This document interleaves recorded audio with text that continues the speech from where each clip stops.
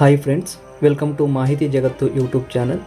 Friends, ಕಳೆದ 3 ತಿಂಗಳುಗಳಿಂದ ಗೃಹಲಕ್ಷ್ಮಿ ಹಣ ಬಂದಿಲ್ಲ ಅಂತ ಕಾದು ಕುಳಿತಿರುವ ಮಹಿಳೆಯರಿಗೆ ಕೊನೆಗೂ ಕೂಡ ಸರ್ಕಾರ ಒಂದು ಗುಡ್ ನ್ಯೂಸನ್ನು ನೀಡಿದೆ ಅಂತಲೇ ಹೇಳ್ಬೋದು.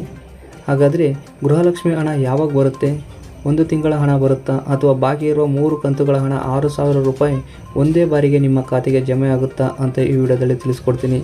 ಅದಕ್ಕೂ ಮೊದಲು ಇದೇ ರೀತಿಯ ಹೆಚ್ಚಿನ ವಿಡಿಯೋಗಳಿಗಾಗಿ ಇನ್ನೂ ಯಾರ್ಯಾರು ನಮ್ಮ ಮಾಹಿತಿ ಜಗತ್ತು ಯೂಟ್ಯೂಬ್ ಚಾನಲನ್ನು ಸಬ್ಸ್ಕ್ರೈಬ್ ಆಗಿಲ್ಲ ದಯವಿಟ್ಟು ಸಬ್ಸ್ಕ್ರೈಬ್ ಆಗಿ ಹಾಗೂ ಪಕ್ಕದಲ್ಲಿರೋ ಬೆಲ್ಲೈಕನ್ನ ಆನ್ ಮಾಡ್ಕೊಳ್ಳಿ.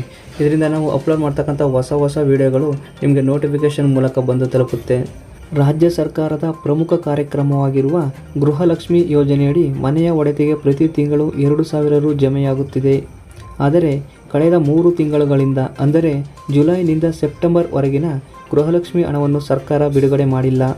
ಈ ವಿಷಯ ಕುರಿತು ಪತ್ರಿಕಾಗೋಷ್ಠಿ ನಡೆಸಿದ ಸಚಿವೆ ಲಕ್ಷ್ಮೀ ಹೆಬ್ಬಾಳ್ಕರ್, KYC ಫೇಲ್ ಹಾಗೂ ಸಿಂಕ್ ಆಗದ ಆಧಾರ್ ಸಮಸ್ಯೆಯಿಂದ ಈಗಲೂ ಕೂಡ 1.82 ಲಕ್ಷ ಮಹಿಳೆಯರು ಫಲಾನುಭವಿಗಳಾಗಲು ಸಾಧ್ಯವಾಗುತ್ತಿಲ್ಲ.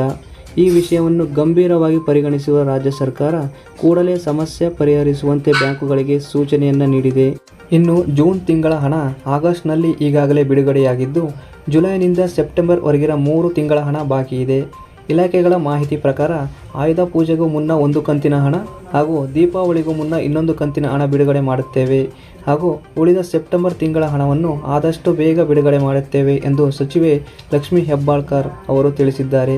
ಸ್ನೇಹಿತರೆ, ಸಚಿವೆ ಲಕ್ಷ್ಮೀ ಹೆಬ್ಬಾಳ್ಕರ್ ಅವರ ಮಾಹಿತಿಯ ಪ್ರಕಾರ ಇನ್ನೇನು 1 ವಾರದ ಅವಧಿಯ ಒಳಗಡೆ ಮೊದಲನೇ ಕಂತು ಅಂದರೆ ಬಾಕಿ ಇರುವ 3 ಕಂತುಗಳಲ್ಲಿ ಮೊದಲನೇ ಕಂತು ಬಿಡುಗಡೆಯಾಗುತ್ತೆ ಹಾಗೂ ಅಕ್ಟೋಬರ್ ತಿಂಗಳ ಕೊನೆಯ ವಾರದಲ್ಲಿ ಅಥವಾ ನವೆಂಬರ್ ತಿಂಗಳ ಮೊದಲ ವಾರದಲ್ಲಿ ಬಾಕಿ ಇರುವ 3 ಕಂತುಗಳಲ್ಲಿ 2ನೇ ಕಂತು ಬಿಡುಗಡೆಯಾಗುವ ಸಂಭವ ಜಾಸ್ತಿ ಇದೆ ಅಂತ ಹೇಳ್ತಾ ಈ ವಿಡಿಯೋನ ಮುಗಿಸ್ತಾ ಇದ್ದೀನಿ.